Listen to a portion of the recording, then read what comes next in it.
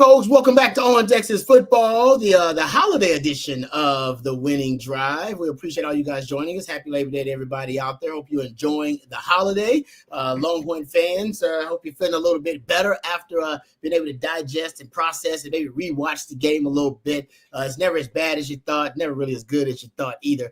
We got to get coaches' thoughts about the Texas-Ohio State game. We're still talking about that. Sark met with the media today, has Monday media availability, game week media availability. CJ was there, so we'll get CJ's thoughts about what Coach had to say and actually hear from Steve Sarkisian a little bit as well. Arch Manning spoke to the media too, so we'll talk about Arch's comments and also get into some of the other top headlines from the college football world. As a matter of fact, everybody's a little distracted. Bill Belichick, his coaching debut right now for North Carolina versus TCU, and I got to tell you, starting off pretty damn good for North Carolina, man. That opening drive, that was nice. That was crisp.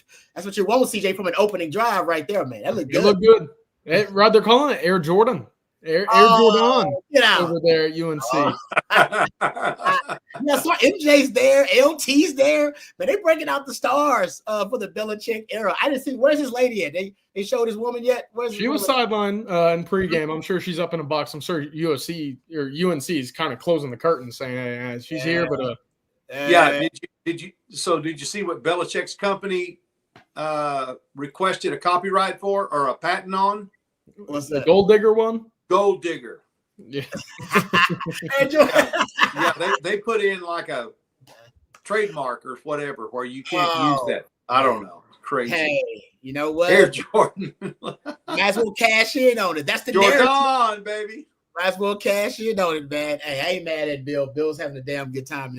His coaching debut is off to a good start. They're up 7-0 on TCU right now. But let's get to some Longhorn conversation. Throw out your questions, comments. We'll try to address as many of them as we can. As you guys know, Super Chats always jump to the front of the line, so you can interrupt the show at any time. Talk about whatever you want to talk about. Just throw a Super Chat on that question or comment. Also, we're going to have Stevie Lee on. We love having Stevie Lee on every Monday. Got to get his thoughts. I know Stevie's a little bit I know he may be a bit frustrated. I think he predicted they'd be undefeated. So oh, you too, Cole. That's right. Yeah. So that's already smashed to smithereens, those predictions, but that's okay. I think for the starting point from where they are, this Longhorn team can still end up being one of the best teams in the country when it's all said and done. All right, but let's start, CJ, with before we get to Stevie Lee, because Stevie Lee is here already, so we'll get to Stevie in just a second. But what stood out today for you from the media availability that you heard from players or from Sark? Anything that kind of caught your attention especially? I'll start with the players because I think there were a couple themes. It was, hey, we were hungry coming into this season. Now we're even hungrier because we understand that moving forward, our back is against the wall. It's a 12-team playoff, so you're able to afford a loss or two. But, early in the year, you don't want to suffer that loss week one. And now that I think the Texas team understands that you can't lose against Florida, you can't lose against Georgia, and be at 2 losses this early into the season, right? You got to provide some level of comfort for your team. And right now, Texas doesn't have that luxury. So they're hungry. They're back at practice. They're finding ways to get better. We heard from Arch, and I think Arch kind of met the media today with his tail tucked between his legs. Obviously, wasn't thrilled with his performance, but he basically said that was all on me. Offensively, we were in a rut because I didn't get the ball where it needed to go. I didn't diagnose. I didn't execute. I didn't make the throws when we needed that.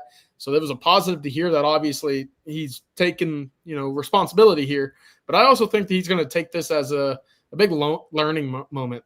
He won't see the speed of that defense in the secondary specifically anywhere else on this Texas schedule. Georgia's got dogs, no pun intended. I don't think they're as fast as that Ohio State secondary. And then for Sark, I think it was really interesting, and I want to talk about this a little bit later. He mentioned complimentary football once again. We heard that theme all last season again, but at some point it's on Sark here to say, I've got to get my room where it needs to be. It should be Pete Kwiatkowski, the one in the office saying, where's the complimentary aspect? We just held Ohio State to 210 yards, 14 total points, and we're losing games. At some point, it all falls on Sarkisian as the offensive guru here to really get that side of the ball, back to where it needs to be. Yeah. All right, Coach. I just want to get before we get to Stevie and get back to some of the other things that CJ brought up, and we'll hear from Sark actually a little bit later on. Give me your thoughts about the game. I heard from you a little bit with the in-game live watch that we did. By the way, thank you guys for joining us on in-game live watch. It was great as always, and shout out to E. Hogan, who did a great job, and Jeff and Jerry and the crew. But what were your thoughts overall? This is the first time I've gotten a chance to hear from you about the Texas-Ohio State game since Saturday. And obviously everybody's got their opinions, but give me your arch opinion and your opinion overall about the matchup.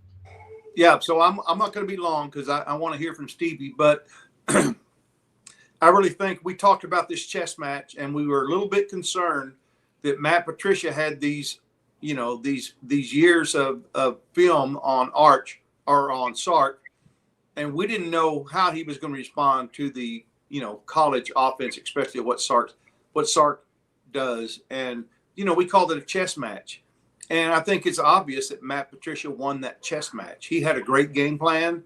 He kept us on our toes.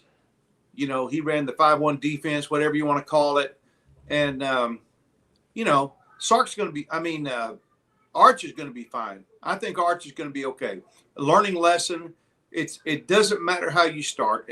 Obviously that's coach speak, but it matters how you finish. You can afford a loss early. As a matter of fact, sometimes I've experienced that a loss early is one of the best things that you can do for your program, especially when you're as highly rated as Texas is, because you start listening to the hype. You can't. It's everywhere on campus. It's everywhere you go. It's all on social media. And, the kids read that stuff. And so I think it's like, okay, we got that game out of the way. We should have won it. We didn't. But we know who we are as a team. What we know we have to work on. I think the running game is going to do nothing but get better.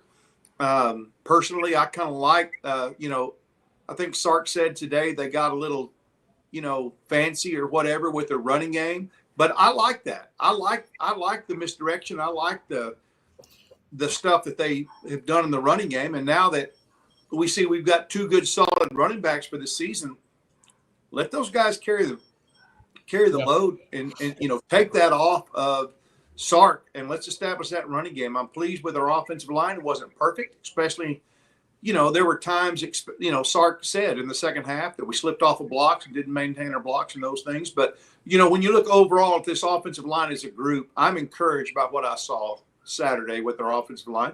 I'm encouraged with our backs, having both backs almost 100%. It'll seem like to me anyway. And our receiver core, we're going to see. What we're going to see here in the next couple. We've talked about it. It's been said on Coffee Football and other things too over the weekend that we're going to come out. We're not going to have any problem, of course, with San Jose State, and these games are going to not be hard. But the real test is you've got to be ready when you go to Florida. And that's the only gauge we have. When we go to Florida, we'll see where this team is and what they learned from this loss on Saturday. All right. And, Coach, I want to get to some of the stuff you brought up. But I see in the chat there's a lot of references. And I don't even know how familiar Coach is with this story. I'm sure CJ's probably saw it come up on his timeline, or Matthew, talking about Ryan Day's alleged nipple piercing that was discovered. I think it was fake. I think it had to be. I think it was fake. It was AI. It had to be AI. I'm not saying I didn't send it out to some friends of mine with a little smart aleck quote on it or something, but yeah, it has to be fake. There's no way. There's no way. Either he's got 3 nipples or it was AI.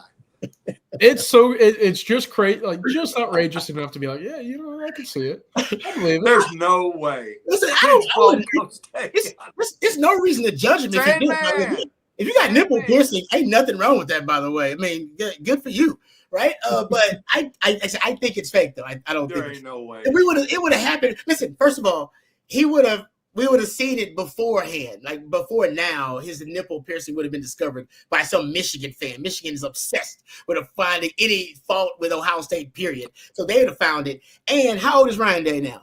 How old is he, Coach? Like close to 50-something? 50, probably 50. You don't get nipple piercings in your 50s, so he didn't just unless you kinky. That's how you celebrate. I don't see him being that way. It's AI. I'm just telling you, it ain't real. There ain't no way. It's not so real. Maybe he said, if so, he celebrated winning a national title by getting his nipples pierced. Something he had maybe always wanted to do. That's the only thing I can see it happening, because you don't get nipple piercings in your 50. You got nipple piercing in your 50. You got the piercing in your 20s. You know what I mean? You don't get it in your 50s. I don't think so. Maybe no, that's fake. There ain't no way. It's fake, guys. I think. But Sandman's on a roll. Sandman is on a roll. Yeah, don't let that stop you from coming up with some nice one-liners. All right, don't let that stop you. But I do believe, for the sake of the actual, I think it's fake. I wish it was real. I hope it comes out that. I hope he comes out and was like, yes, of course I have a nipple piercing. That's my business. Y'all Who doesn't? Ryan Day is here to play. Yeah, who doesn't? All right. Let's get to Stevie because Stevie's got stuff to do. Stevie's got to hang out with his family, and we're gonna be off the rails. We're talking about nipple piercings. So let's get to Stevie before we get too wild and crazy here on the Monday night. Stevie, thank you for joining. Sorry, that's the segue to bring you in, was about nipple piercing. So now you on the spot.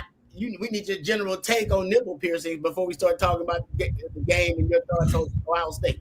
I'm upset that coach over here kink shaming people, man. Because can I get a nipple piercing at 44? Can I? Yeah, you got 6 more years. You better do it now. I don't care, man. I'll get it. Stop kink shaming, coach. Yeah, hey, you be you, Stevie. You be you, baby. That's all I can be, man. All right. Yeah. All right. Let me get your thoughts. I know you were a little disappointed in the loss. The team definitely competed. I mean, it was a game down to the wire. What were your thoughts, though, Stevie, about it? I know you actually had some family obligations, too, so you were probably doing a little multitasking at the time. But I don't know if you went back and watched it or not, but give me your thoughts. I did both. I was watching it while I was watching my daughter's game, so I had my phone right here, my daughter's game right there. Barely watched her play, but I was locked in on my and she was okay with it. It's like, Dad, just go sit in the car. I'm fine. So, and I did all that, man. It was a fun Saturday, man.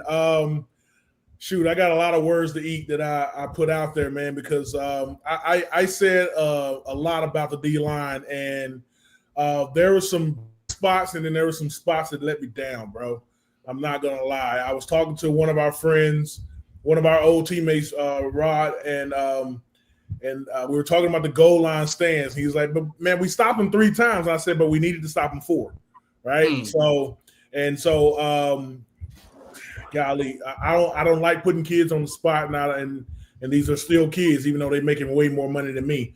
But there's a couple of kids that got blown off the ball, just point blank, like blown off the ball. Like, so these guys look good, and they still play well. I will want to see what adjustments we do. If you're getting pushed off the ball, as soon as you get an inch off the ball on a double team, you grab that man and you take him to the ground and create a foul and let your linebackers clean up. That's what you do.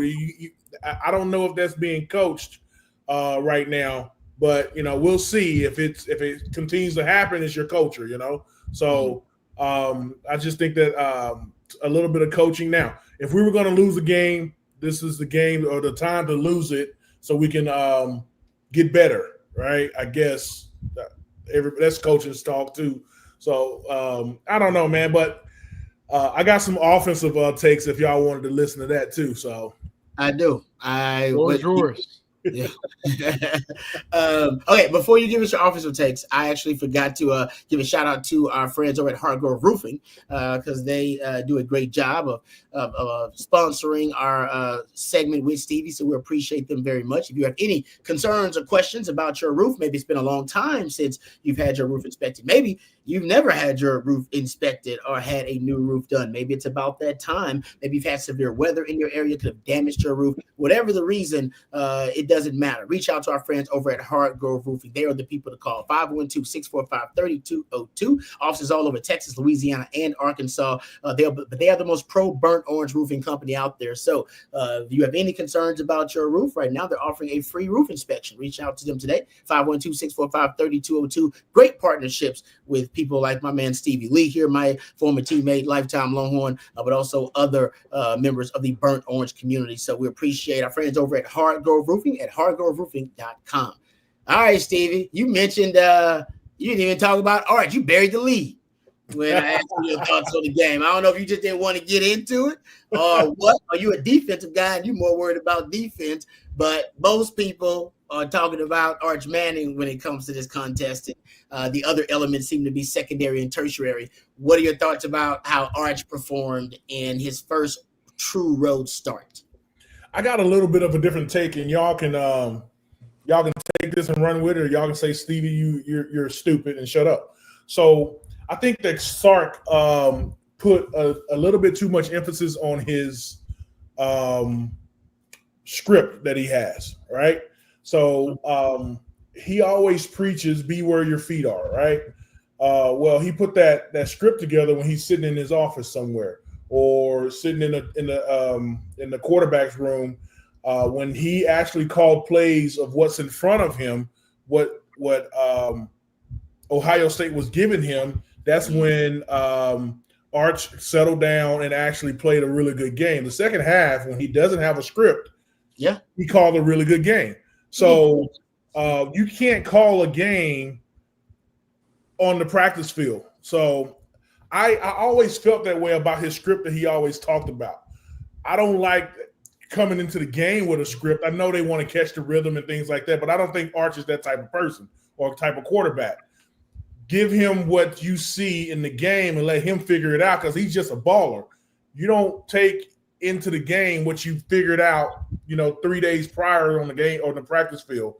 You can have a set of plays and then that you want to throw out first, but I don't think that we need to go down a script because it made Arch uptight. It felt like to me. He was really uptight. He was jittery, sidearm throws, but when he settled down and they called plays off the script, that's when he actually put the ball down the field and actually made some plays. What do y'all think? That's interesting because look, right before we went on air, and I'll have this article for tomorrow on Texas Football. We were talking about that opening drive, right? That script, and the last 2.5 years, really since the start of 2023, it's not been pretty for Texas's offense. Not as much as it's mentioned, right, in the national headlines when you watch broadcasts. You hear about this script and how it's 30 or 40 plays and how it's so detailed and whatnot. It just hasn't netted the results that you would have expected. And again, I'll have all the numbers tomorrow.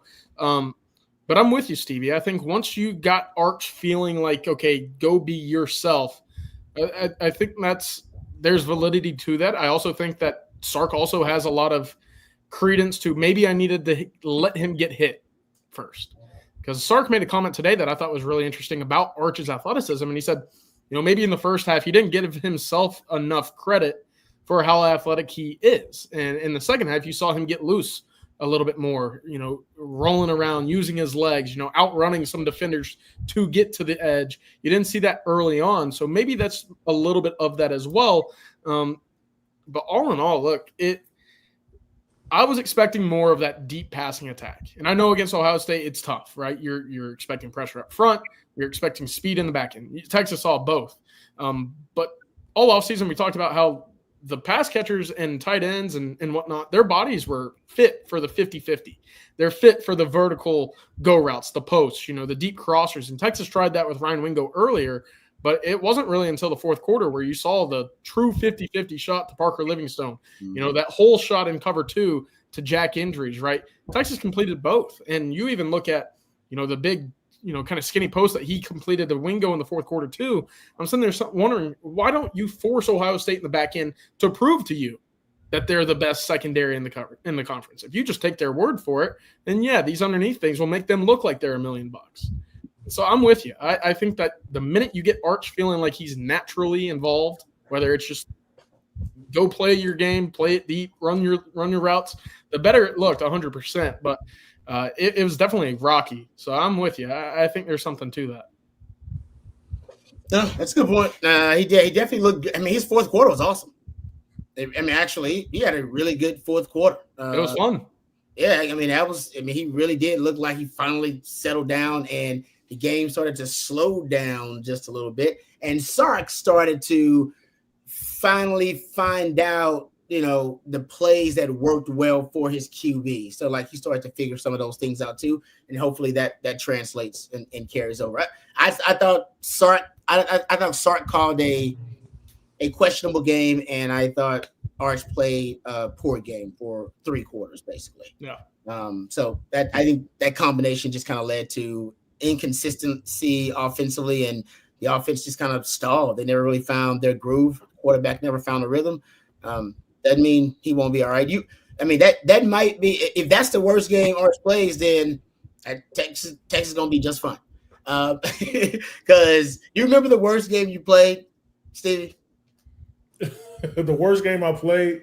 Because that's what people realize. Like all these great players they're talking about, Coach VYs of the world, your Michael Huffs, Michael Griffins, all the great players. I mean, go ask them. Now, you remember your worst game? They all go, "Oh yeah, oh man, that was I had a straight up, just an absolute sneaker. I mean, I was terrible. It was just uncharacteristic of me as a player." And I think we all have those games. Now he had that for 3 quarters and recovered. But my point is, whether you remember it or not, Steven, I know you do.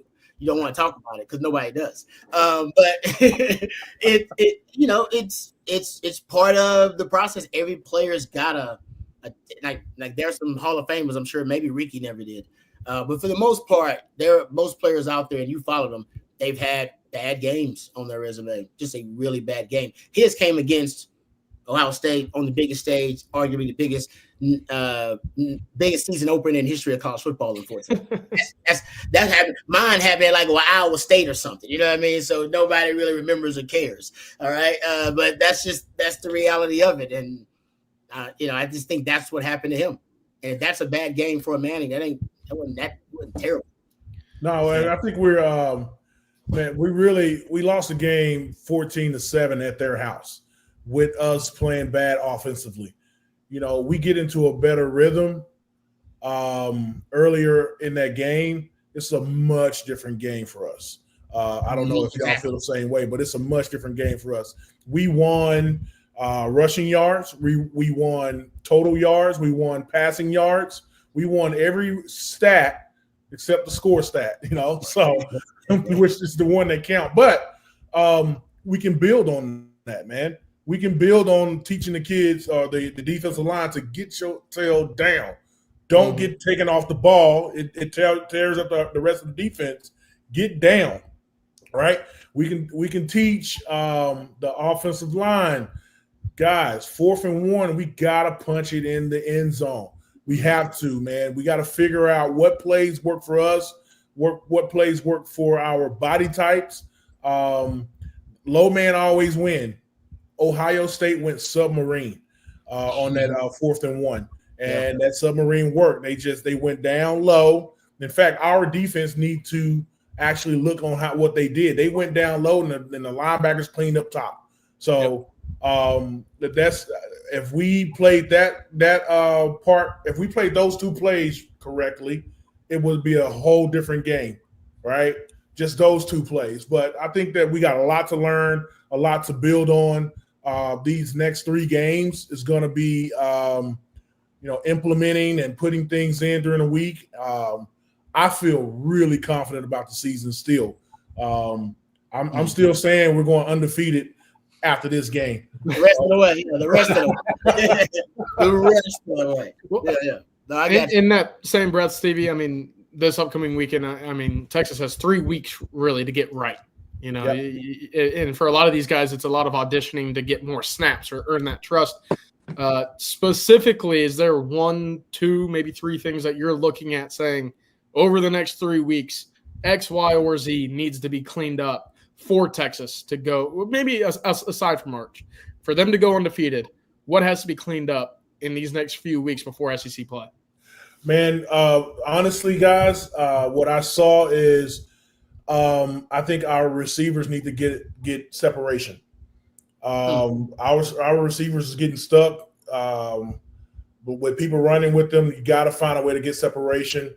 I think defensive tackles, bro, you cannot get pushed off the ball. Like, I want to see that. I need to see that change big time, There were some good spots in there, and they were holding their own. I mean, it's hard to say that the D-line didn't do well when they held them to 66 or 67 yards or something, or 77, something like that. Well, under 100 yards. Held them under 100 yards, but when it count, it didn't. We didn't. When we needed to stop them on fourth down, we didn't. So those little things just clean up. But I really do think to help a young quarterback out, I think our receivers need to get a little bit more separation. Yeah, no, I've heard people talking about that. When they were open, Arch was inaccurate with the football. And he just needs to settle down. I remember Ewers had this problem. He gets too antsy and start, throwing off his back foot and not setting his feet. I remember coach in practice would yell at Ewers, "Set your feet." And when he set his feet, he would throw really well. Arch was a little antsy in the first half. Throwing sidearms and throwing off his back foot and things like that. You got to trust his O-line. And the O-line kept him clean for the most part, So the O-line had a good game too. Yeah, they had a good games, but it's just when it comes to big man, a mano, hand-to-hand combat, they kind of got beat a couple of times. But for the most part, I'm really happy for this team. I'm happy where we are. And, Coach said it earlier, sometimes a loss early can help you. And I really think that this will. All right, Stevie. Appreciate the time, brother. Won't keep you too long. Tell that lovely wife of yours happy belated birthday. I believe I saw. I appreciate that, man. Celebrations in the Lee household, huh? Yeah, we went to dinner in Houston and met up with some friends, and it was a lot of fun. She would be happy that you said happy birthday, man. Yeah, no doubt. You're her favorite. Besides me. Hey, what I'm saying? I know wifey still appreciates the hookup back in the day, man. No question. Man, and Stevie Lee. She still likes me. Yeah. Thanks, brother. We appreciate it. And have a great rest of the week. All right, hook 'em, guys. Thanks, Stevie. Thanks, Stevie. Lifetime Longhorn Stevie Lee. My former teammate as well. We appreciate him joining us every Monday, courtesy of our good friends at Hard Grove Roofing. All right, let's get to the Sark audio of him talking about the run game for Texas, which is pretty interesting. This clip here, CJ, you were there for it, and Matthew, if you wouldn't mind getting it ready to go. But Sark talked about, which I think surprised a lot of people, how the run game traveled, and it was pretty much how they kind of changed their mentality and their approach to the run game from last season. Here's what Steve Sarkisian had to say at the media availability earlier today. Very pleased. We felt like a year ago, for lack of better terms, we were probably a little too cute against those teams. And we wanted to get back to a physical brand of football that we've kind of built around here. And we went into this game with that mentality. We ran the ball between the tackles. We wanted to run the ball right at them. That we wanted to have a physical mentality, and I think we can with the style of offensive line that we have, and I thought we did that. But I think one thing we challenged the players on, I thought we had opportunities for even bigger runs, but it takes all 11. We need to block better on the perimeter at wideout. We need to strain a little bit more on the backside of runs so that last defender can't make that tackle. But there's a commitment around here to running the football. And I've said all along, like, when you go on the road against really quality opponents, right, you got to pack your defense, you got to pack your run game. And those two things happen. Now, we need the other elements of our team still to show up, but knowing we have those two things gives me a ton of confidence as we go through this season that we have the ability to do that. There you go. It was something I did not expect. I did not expect Texas run game to travel and be that effective on the road. And most of that damage done in the second half. If I had told you before the game, Coach, that Texas was going to run for 160 something yards, you probably would have been confidently predicting a win. How the run game travels so well and the defense travels so well, still lose that game. Yeah, it's hard. It's a hard pill to swallow, but when you look at the rest of the season, it was really encouraging to see C.J. Baxter come out, and do what he did, and so he and Wisner are going to be a great combo this year. Again, the next 3 weeks we got San Jose State, UTEP, and Sam Houston. I mean, we're going to put up a lot of points. We're going to put up a lot of yards. We're going to have turnovers. But we're really not going to know where this team is, like I said, until we go to the swamp in 4 weeks. I mean, that's going to be the real test. But I love the fact that we've got CJ. It seems to be back. He may not be 100%, but I was so encouraged by what I saw on Saturday from CJ. Yeah, only 10 carries, Coach, to your point, but he looked good, right? He had 5 receptions too. So I think there was a bit of a hard cap in terms of touches that Texas wanted to expose him to, because especially you look down that second half, you saw a lot of Trey Wisner. You saw basically the final 8 rush attempts or so of that game go to Trey Wisner. The run game was encouraging, and what's maybe a little frustrating about it is that was the best way Texas was able to move the ball for the first 3 quarters. And I know you go down 14, and at that point you kind of have to, out of desperation, live and die by the pass. But in that first half, I think that there was a little I think Sark got impatient with the run game. I think there's something about Sark not wanting to see 3 to 5 yards picked up every play. Where can I go get the home run? And we say it all the time. You cannot go broke when you take a profit. And if you're moving the chains as often as Texas was able to in that first half, and especially in that third quarter, when you marched all the way down into the 10-yard line twice, with 13 and what was it, a 11-play drive or something like that? Like I think there's a part of it where it's okay. This is great. We're skating by. We're doing well, but it's not the home run. It's not the flashy play. It's not pushing the ball vertically down the field. Which again, I thought we were going to see more of that. But in a game like this where your quarterback is clearly not up to speed, there's part of you where you just have to continue relying on what you've been cooking with, and that's been that run game of just inching along and getting into that red area. Arch was actually good on deep shots, just like we all thought. I mean, he was 3-6. Yeah, 3-6 on passes 20 yards or more down the field. I think 90 yards, 1 touchdown, had that interception. But he was pretty good. Just like we all thought on those deep shots. Probably could have had a few more designed deep shots, but he was off. So I'm not blaming Sark for that. I agree. Ain't no guarantee Arch would have been able to hit him. He just really started cooking in the fourth quarter there. All right. Also, maybe because Cedric Baxter was on a pitch count or whatever you said, but man, no 21 personnel. No 20. Yeah, I know it. No pony. I mean, we just talked about Wisner and CJ Baxter, and I thought he'd have had a little pony in there ready to go, but maybe it's because Cedric Baxter was on some kind of pitch count, and he was like, I definitely don't want to waste it. Baxter run with both of them on the field, and sometimes he was a decoy or a lead blocker or something like that. So I'm not gonna go off yet about no pony. Last thing I wanted to add to that, Rod, is you want to win this game. This game suits, it sets you up for a straight path to the college football playoff, right? That's as big a win on anybody's resume that they'll have all season long. Yeah. Why not deploy the pony package? Why would you not go deep into your bag? Again, if the game plan originally is as vanilla as it was, what were you doing for 8 months to come out with that? And the big thing that really sticks with me is it took about 10 minutes and 15 seconds left in the fourth quarter before we saw the Sark screen and we saw a reverse where a wide receiver got involved with the ball behind the line of scrimmage. What did Ohio State try to do immediately when they got the ball in that first quarter?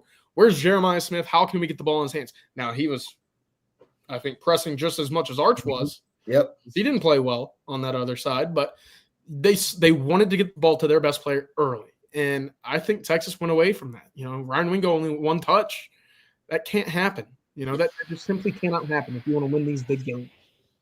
And it was on that. His first touch was on that. It was like a wide receiver screen. It was like a quick screen out to the flat, and I believe it got you some chunk yards. I believe you ended up getting like 7-8 yards on that play. And then you had another screen later, injuries, the tight end screen. Yeah.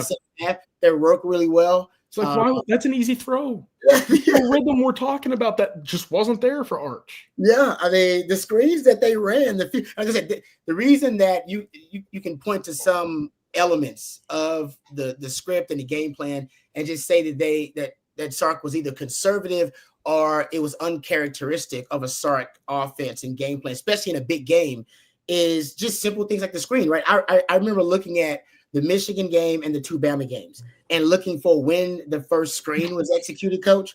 The first screen in the Bama game, in the first Bama game, your first 2 plays were screens. In the 2023 Bama game, you had a tight end screen to JT Sanders, remember, early on on the first play in the 2022 Bama game. The Michigan game, your third play of the game was a screen. And you had to wait, like CJ said, to like the 16th or 17th play of the game to get a screen in this game. Like, that's uncharacteristic, because Sark screens involve all the elements we love of Sark. Pre-snap motion, multi-motion, a lot of different players in motion or the same player motioning multiple times. Misdirection is oftentimes involved with this screen game too. And all the elements of deception, the play fake, and it seems like a lot of that was missing.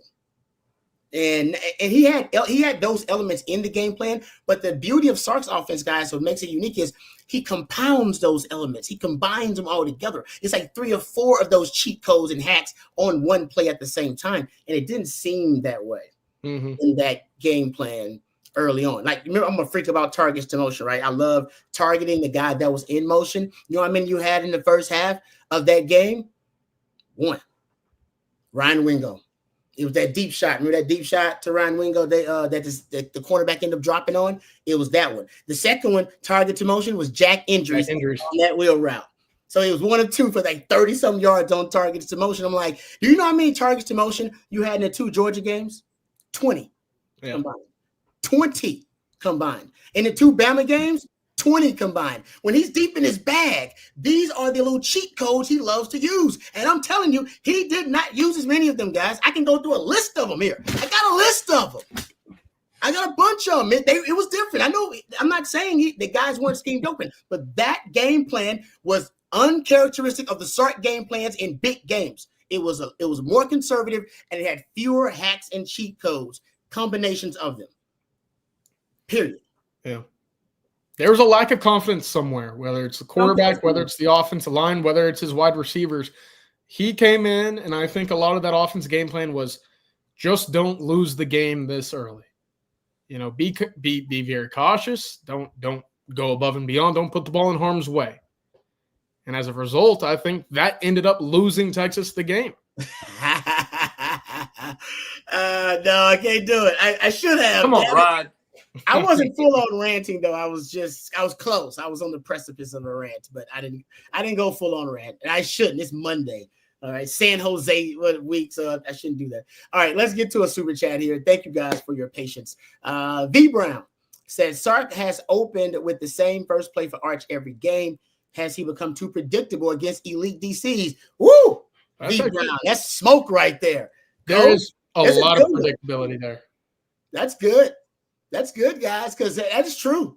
I mean, we all said that play was going to be one of the first, 5 plays. I think everybody was like, oh, yeah, he's definitely going to do the bootleg waggle with the flood concept and have the drag and then the over route, and it was the first play.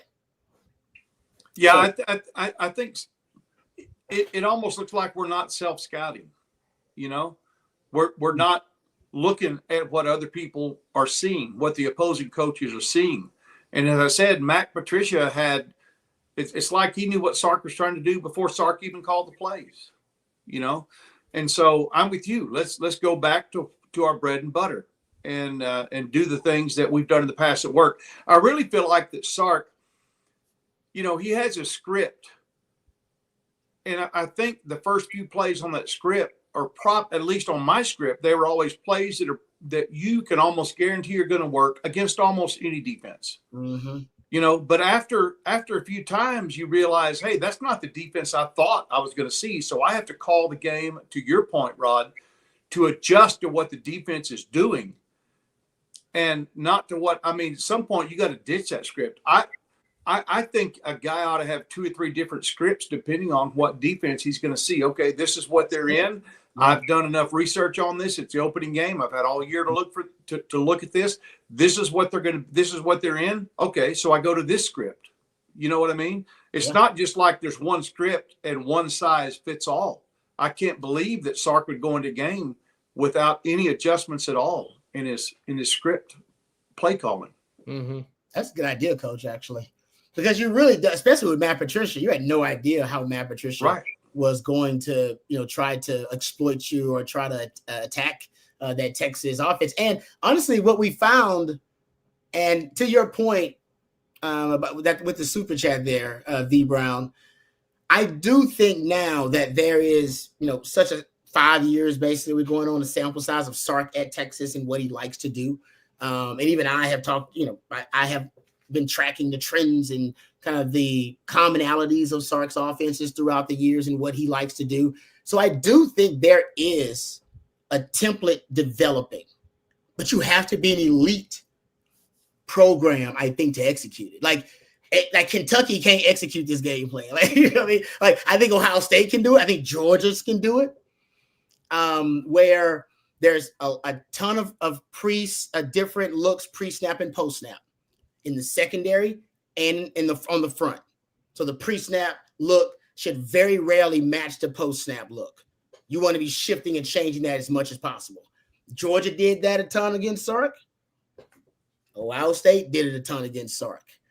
I think also something else that if you can deploy it, no, Georgia didn't do this, but if you can deploy some version of 3 high, and Sark, I think, has an antidote for it. He has a formula to combat the 3 high, but there's no doubt it has had disproportionately probably more success versus a Sark offense than it should. These 3 high concepts, it just kind of it counters well or matches up well with Sark's offenses. I would do a lot of simulated pressures and delayed pressures.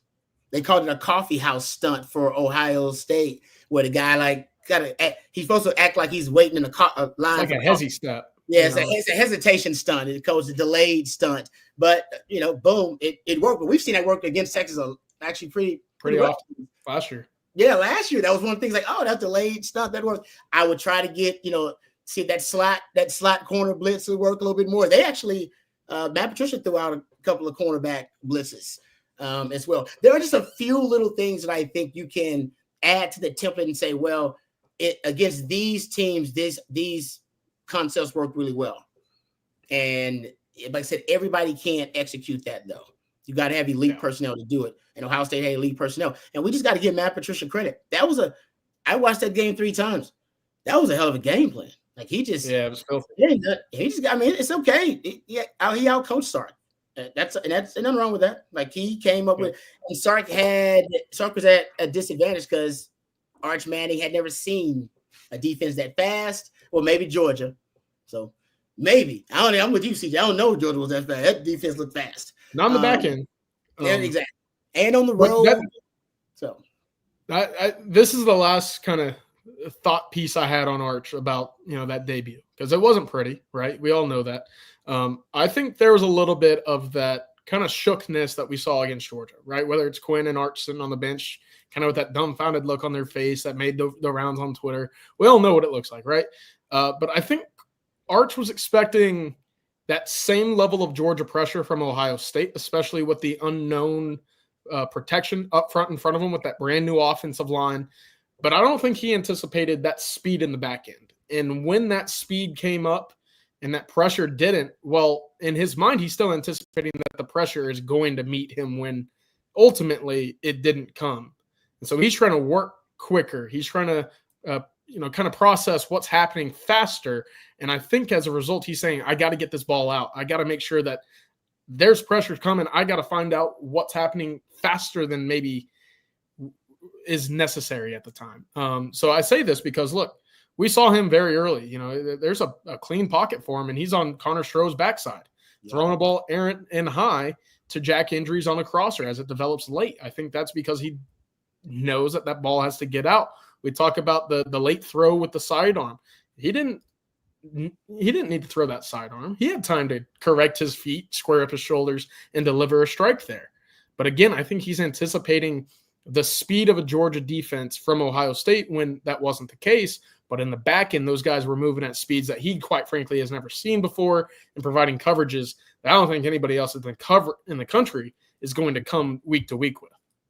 No, I'm with you. And honestly, I was wrong. I thought because Matt Patricia just got there, that, they wouldn't be able to go as deep into their bag of tricks and coverages and exotic looks. And that was not the case. I mean, even Sark acknowledged that they did an elite job with their disguise and with the coverages. And we'll talk a little bit more about that in a second. But let's get some more super chats while we got some time. Thank you for that super chat, V Brown. CB, Chris Bennett says, Coach Steven shows up in the red zone. Yes, unfortunately. Yep. Sark is not. Yeah, that's not the man that we know and love. Sark is our guy. Coach Steven is the alter ego of Sark when he's calling bad plays. That's what I call him. That's when Coach Steven shows up. And unfortunately in the red zone, yeah, it's been Coach Steven for like 3 years now, unfortunately, in the red zone. So it's just because I don't think Sark knows what his identity is in the red zone. Your identity is what you do really well, what we hang our hat on. This is what we do well. We do this as well as anybody in the country. And Texas hadn't figured that out in the red zone, so there's something new for Texas in the red zone every time they get there. Now it may work, or it may not, but we don't see any consistency of. Oh yeah, remember the Tyrone Swoops, the 18-wheeler package. You knew when you got deep on the goal line, you're like, oh, here come the 18-wheeler. It's coming. Mm-hmm. Everybody knows it's coming. It don't matter. Bam Bam Sam was the same way in 2018. Oh, Bam Bam Sam coming. So we in the team. Right. Yeah, exactly. Everybody what it say on the wristband? Yeah, you can't stop it, so it don't matter, right? Texas doesn't have that. They don't have that. They experiment with things. Matthew Golden was really good in the red zone last year. He threw out the jumbo package, the extra D tackles out there in the red zone at times. He's moved the pocket in the red zone a little bit, try straight dropbacks, try a lot of RPO in the red zone. It's just nothing really that he feels like, oh, this is my bread and butter. This is money for us in the red zone. And so with that, inconsistency comes basically an identity crisis in the red zone. Now we empty formation quarterback run game in the red zone. It's like, oh, we quarterback sneak in the red zone. It's like, you got to figure this out. And I think that's the struggle for Sark post Bijan and Rojo. Yeah, well, I'm sitting here in the house in Abilene, Texas. I'm not making millions sitting in Moncrief right now, but I always liked some type of option on the goal line, especially if it's 4th and 1, maybe even a triple option. In other words, he's reading somebody as he's riding him, and then he's going to bootleg out, and he has the opportunity to run it or to throw it, or just a bootleg, with a run first option. If it's not there, then you have a receiver run a double move route where it looks like he's blocking or whatever, then he breaks in or he breaks out, depending on what the coverage is. And I really would like Sark to involve more of that in his red game, especially on the goal line, to give the quarterback an option, at least one option, if not two options. Yeah. On the goal line, because he certainly has, Art certainly has the ability to run the ball in the end zone when he needs to, but he can't run it if there's no movement on the line of scrimmage. So put him in the shotgun and have a read, a zone read type play or whatever you want to call it, and then have an bootleg option off of it where he can run it or he can pass it, and have your receivers do a double move route, which you're going to need time to do a double move route, which you do want to play action. I don't know, but that's why I'm sitting in Abilene in my house upstairs, and he's making millions because he's a whole lot smarter than me. No, Coach, you kind of made me think of that. What's that? Remember that completion to, is it DeAndre Moore in the red zone? Remember they put him, it's basically kind of almost a modern triple option where they put him outside the pocket. He fakes the zone read to put him outside the pocket, and then he ends up throwing to DeAndre Moore. Like, that was probably the most creative red zone play they had all day, honestly. But it kind of reminded me of something Coach is saying, like, basically give him options. Like, he had the option to either, if he liked it, he probably could have run on that play. He had the kind of the check down, or at least the predetermined read to DeAndre Moore. There was misdirection involved in that play, which I think works really good in the red zone and on the goal line. So I think the hope is that Sark will figure it out, but it's been a while. I mean, I'll admit he does not have the answer, because if he did, he'd have solved it by now. Because Sark is a problem solver. Like, he will work the offseason and work a problem and solve it and solve it and solve it. I've watched him do it. He did it with the 3 high, right? He'll figure it out. He has not figured out red zone. He is not. No, and he joked about having the stats about the red zone. I bet he's wishing he didn't do that. You think? Yeah. I remember that too. He did, because he was tired of y'all asking him about red zone. Oh, man. All right. Let's get back to it. Dub, thank you for the super chat. Says, good afternoon, fellas. How did our high school commits do this weekend?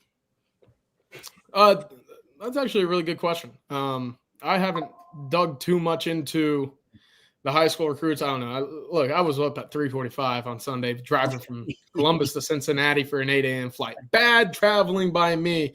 But I do know Jerry posted this morning, actually, about a lot of the recruits in action. Chris Stewart had a really solid day at Shadow Creek, and it sounds like, Derek Cooper is going to be a guy that's running for 120 every week out at Chaminade. So go take a look at that article if you haven't seen it already.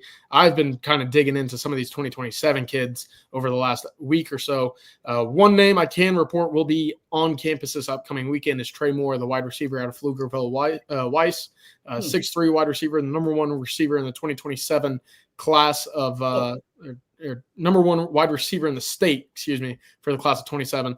He's back on campus. This will be his 5th visit this calendar year. So we'll see how that goes. I didn't know Pville Weiss was putting them out like that. I might have to go check out the young man. Rod, they got 4 D1 wide receivers. What?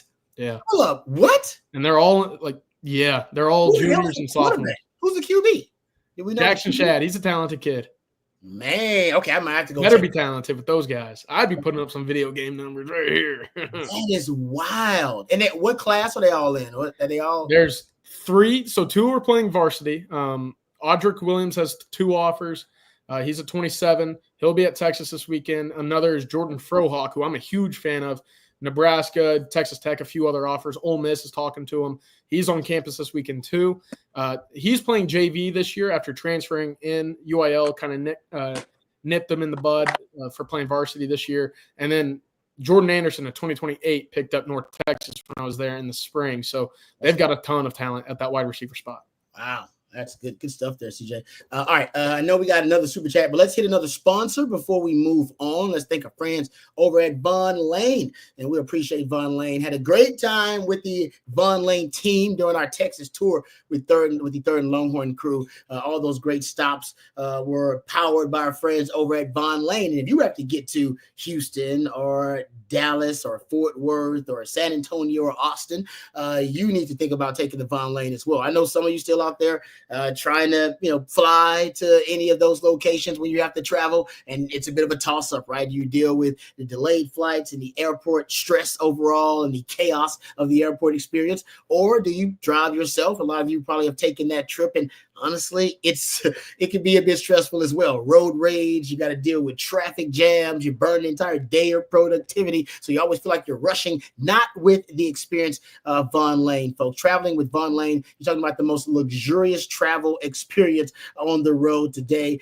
You arrive at a luxury hotel terminal, no TSA lines, no long-term parking lots, just a seamless boarding experience that takes minutes, not hours. You settle into one of just 22 oversized, plush, first-class leather seats with 140-degree recline leg rest and a cabin attendant serving complimentary snacks, beverages, and on select trips, a full meal. And if you need to relax, it's pretty simple. Just lean back and enjoy the ride. You can even take a nap on the Von Lane. But if you want to stay productive, that's easy too. There's high-speed Wi-Fi and power at every seat. Fall travel is booking fast, so reserve your spot now for October trips to Texas versus OU in Dallas, F1 and ACL in Austin, our college football weekends in Nashville, Dallas, Fort Worth, and Houston. Von Lane connects Austin, Dallas, Houston, Fort Worth, San Antonio, Nashville, Atlanta, Memphis now, Knoxville, the Woodlands, and Plano. They keep adding more and more cities to this list. Visit vonlane.com. Use the code OTF25 to save $20 off your first ride with Von Lane. Von Lane,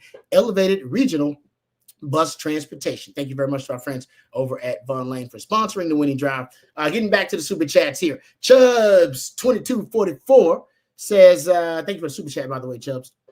To say that Sark needs to hire an OC is worrying too much. He was hired because of his play calling.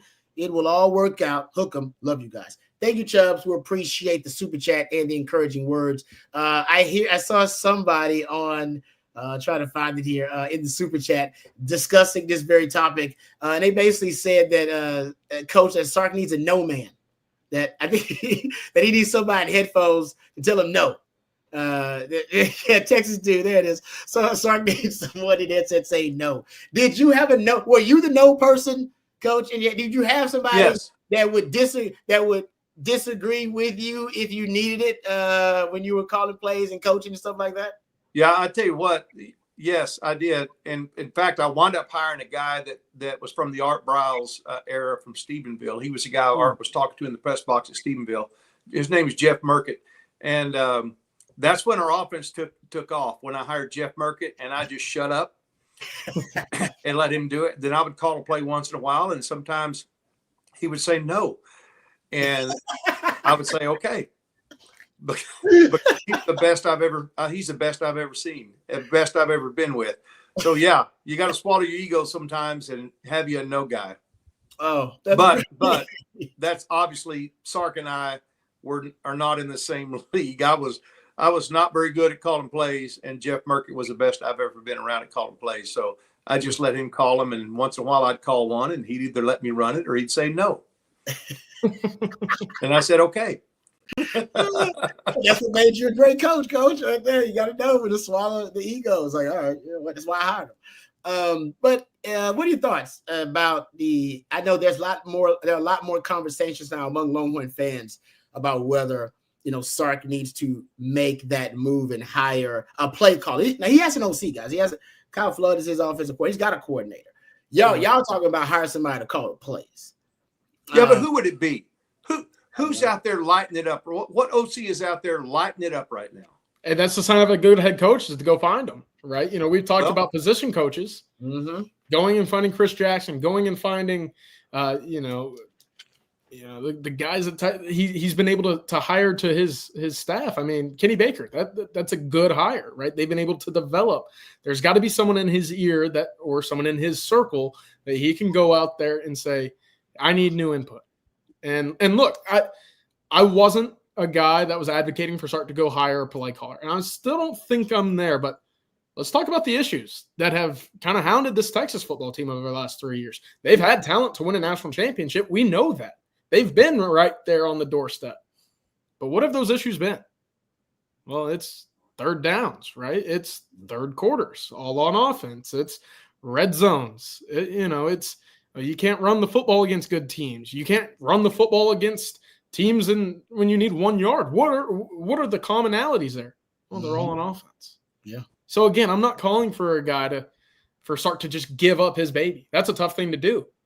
But guys have done just that and ended up doing pretty well, right? And again, I'm not a Ryan Day guy, but if there's anybody that can prove that their team can take the next step the minute that they relinquish calling plays, he's the best example of it.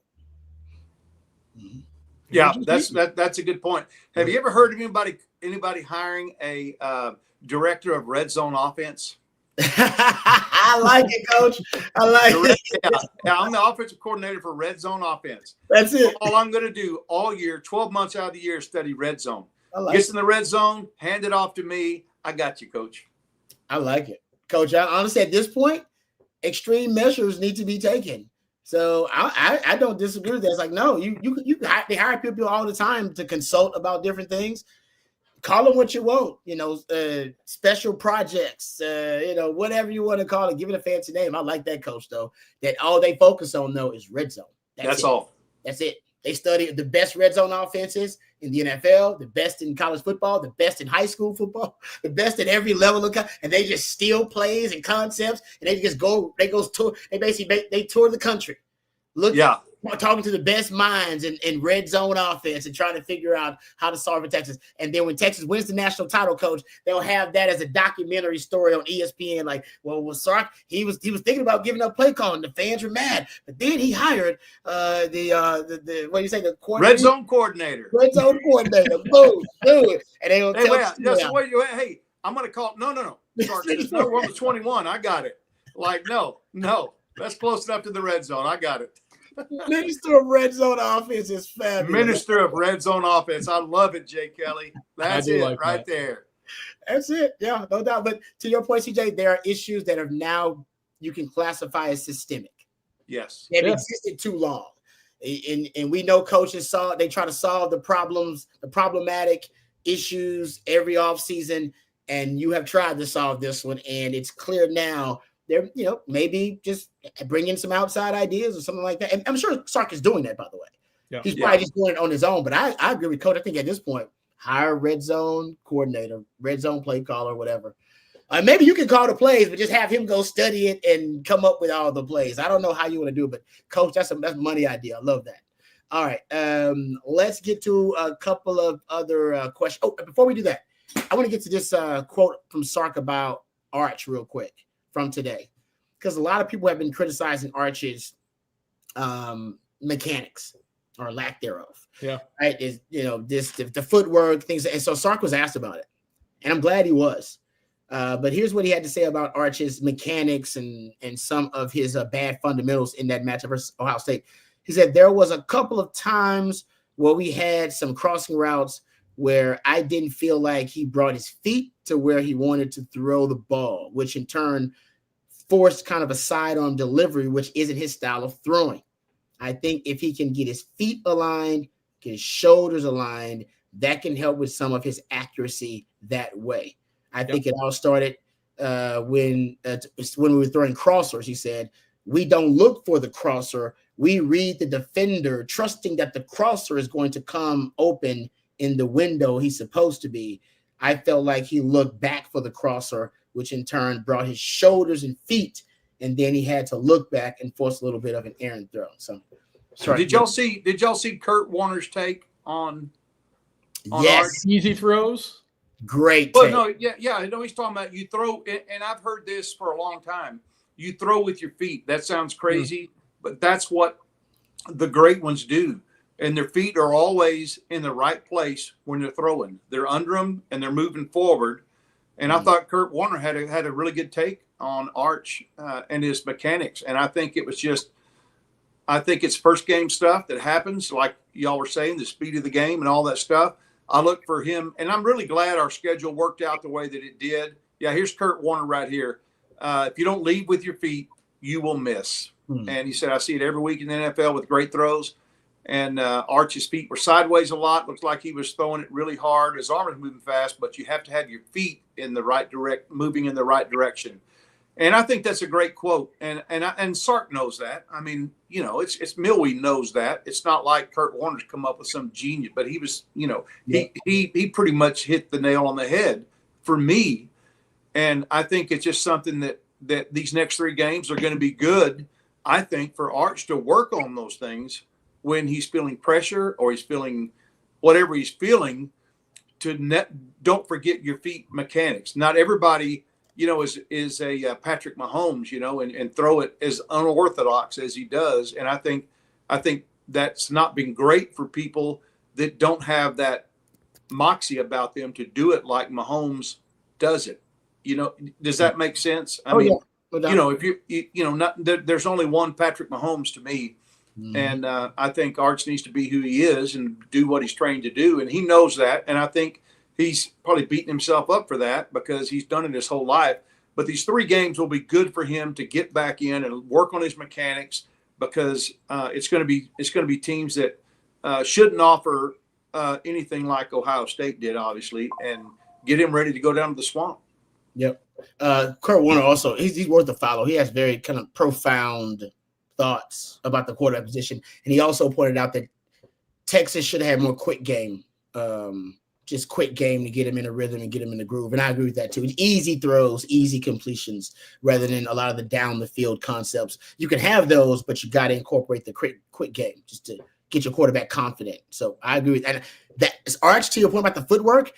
His best throws, guys, when I went back and watched it, all were straight drop back. They were all straight drop back, his best throws. Yep. Like there was no play action, no RPO, all straight. They go like the 15-yard like come back to Livingstone. That was straight drop back. Feet were there. The Jack injuries out and up the wheel route, straight drop back to Ryan Wingo. Was like a 28-yard. It was like a nod route he went. That was a really good throw. He put on a line. That was straight drop back. And the Livingstone touchdown, straight drop back. I think it helps his footwork and his process a little bit, be straight drop back. You need to do straight drop back quick game. I think he can be really good at it. So that's what incorporated. The thing for me, and I went through it right after, play action is what Sark It's basically Sark's MO in his offense, right? It's his baby, right? Everything is set up for the play action, which is twofold, right? That's great when you have a good running game, but when an opposing defense doesn't quite respect the running game and feels like they don't need to play a heavy box to stop the run game, well, then it negates all of the specialty and surprise of the play action. Yeah. And it's also, not necessarily a strength when, well, your quarterback has feet issues or he gets, again, when you turn your back to a pass rush with the speed of Ohio State and Georgia for a new quarterback playing on the road, I'm assuming that clock is sped up, that internal clock saying, all right, I'm going to turn my back real quick, and I'm going to turn back around, hoping I can diagnose coverage, understand where my wide receivers are, and basically pray that the guys in front of me are giving me enough time. Yeah. For a quarterback that hasn't done that against that level of speed, no disrespect to Mississippi State, but that's not Ohio State, right? I think that set him up for a little bit of a not failure, but a disappointing day from the start. And again, he was 5 of 20 or 5 of 10 on play action passes against Ohio State. That's not terrible. No. But they went for 26 yards on 10 attempts. That's not good. In fact, that's horrible. Yeah. So again, I think it's that first game, the speed of the game, too quick, got flustered. Sark also mentioned after the first couple of possessions, when you don't put points on the board, I think that pressure starts to mount up. That's true. And then you start pressing. Yeah. And I think that's where you saw him with that late out route to Ryan Wingo from the opposite hash. That ball was well late. That ball was well late. Ohio State corner made a great play, Rod. You can probably talk about his cut out of his break and the acceleration to get in front of Wingo. That's special. It was nice. Yeah. You can't do that against an Ohio State. But I think that's the pressing of just feeling like, okay, we didn't just score on the 1 yard line. I got to make a play. And that was what happens when you try to press against a good team. Yeah.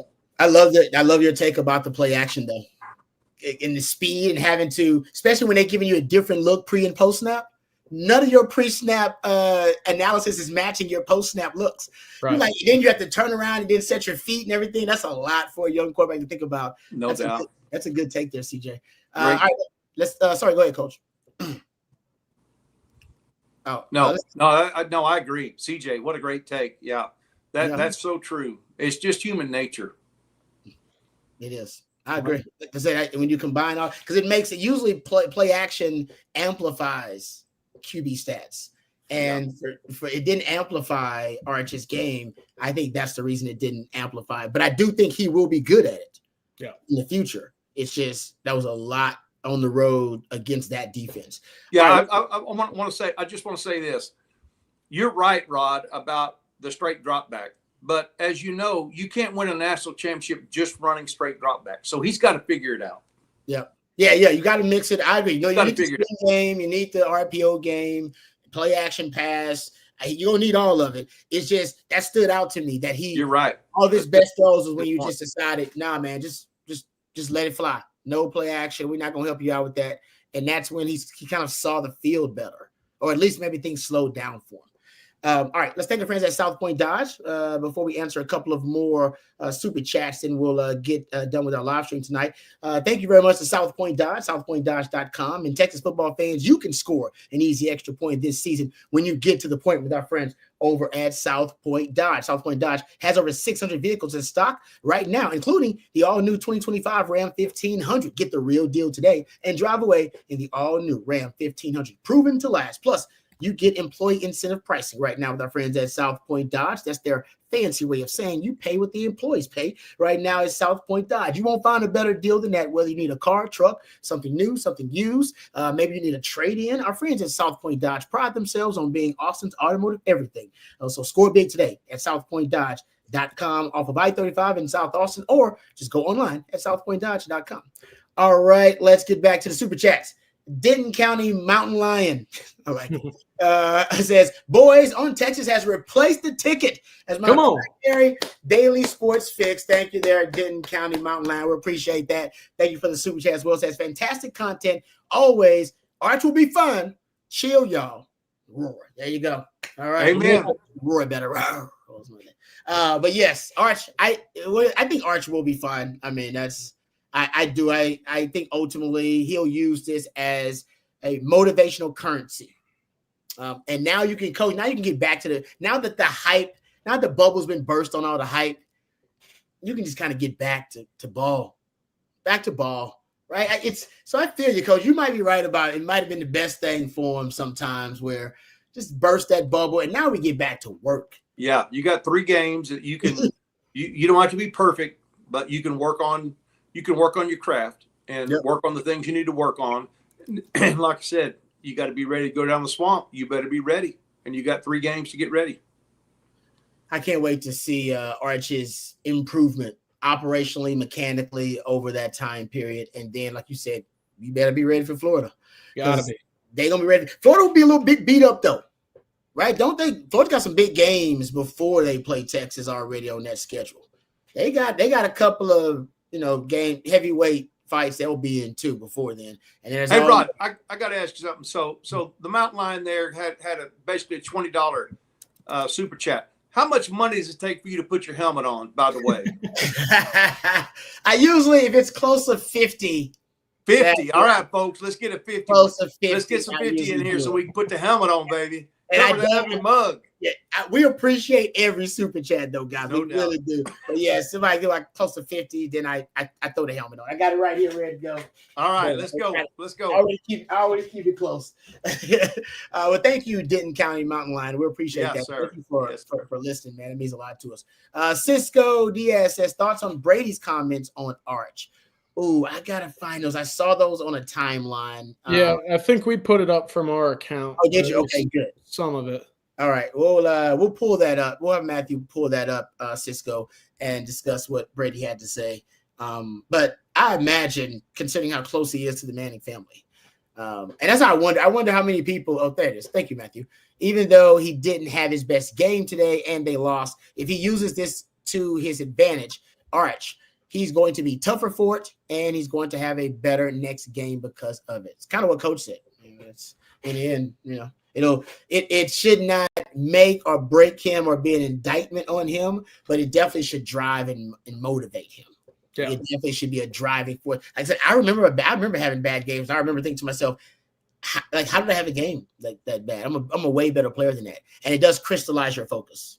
And not to say he wasn't, but I guarantee you now, even more so, he is removing distractions and focusing on the task at hand. So thank you for that, Cisco. Samir here with a super chat says, if Arch makes the simple throws, we win. Thoughts? I think the Sark blame is overblown. Missing Wingo on the final drive, he makes that throw in high school and JV. I'll say one thing I liked about Arch's post game and also his media availability today. I always say you have to be, if you're a leader, you have to be an I guy when you lose. You got to be a we guy when you win. So you got to talk about the team when you win. Like, no, my teammates, they balled out. My line blocked real well. My receivers was great. Coaching with the game plan, it was awesome when you win. And when you lose, I got to be better. I got to be better. I got to improve. I got to make that throw. I got to make that play. You lose, you got to be I guy. Got to put that on your shoulders. And he was that. There's a lot of I stuff. I got to be better. I love that about the young man. He already knows that. He missed some simple throws. Like I said, I just think for Sark did not give him enough easy completion. We talked about the screen game, right? First screen comes 17th play of the game as opposed to in the first 5 plays of the game like it was against the 2 Bama games and in the Michigan game. What about, I always talk about multi-motion plays where multiple players are in motion or the same player motions multiple times. You only had, I believe, 3 such occasions of that in the first half. I mean, that's not Sark. Sark usually puts a lot of moving pieces to try to challenge the eye discipline of the defense. Also, I threw out there early on that the targets to motion, that's one of the things that in big games, I've always noticed Sark loves that concept. Georgia game against Georgia twice, 20 times in those 2 games. Against Bama, 20 times in those 2 games, and then only twice in this game. So that was so I'm not saying, and by the way, if you want to look at like targets to motion, like I said, one of them hit like it was Jack Andrews. Big play. One of the few explosives. It's one of your few. So I'm just saying Sark, to me, didn't have as many cheat codes embedded in the game plan as he usually does. And I think that ultimately helps your young quarterback in those easy completions, the quick game. That's on Sark too. You didn't have much quick game. Even Kurt Warner said that. Yeah. Said that you need a more quick game. So that's all I'm saying. So Sark blame, maybe overblown your opinion, and that's fine. I watch too much Sark film, so I'm obsessed with Sark's offense. So I know when it looks different, and it looked different. It did. It felt different. It felt different. Yeah, but you're right. Arch has got to make them plays. I think Sark was shocked he didn't make those plays too. By the way, I think that was surprising to everybody. All right, let's thank our last sponsor of the evening, our friends over at SeatGeek. That's right, folks. If you are, thank you very much, Matthew. If you are thinking about going to any of the great college football games coming up this weekend or the next, or any NFL games coming up this season, you need to reach out to our friends over at SeatGeek. And obviously everybody was excited about that Texas-Ohio State game.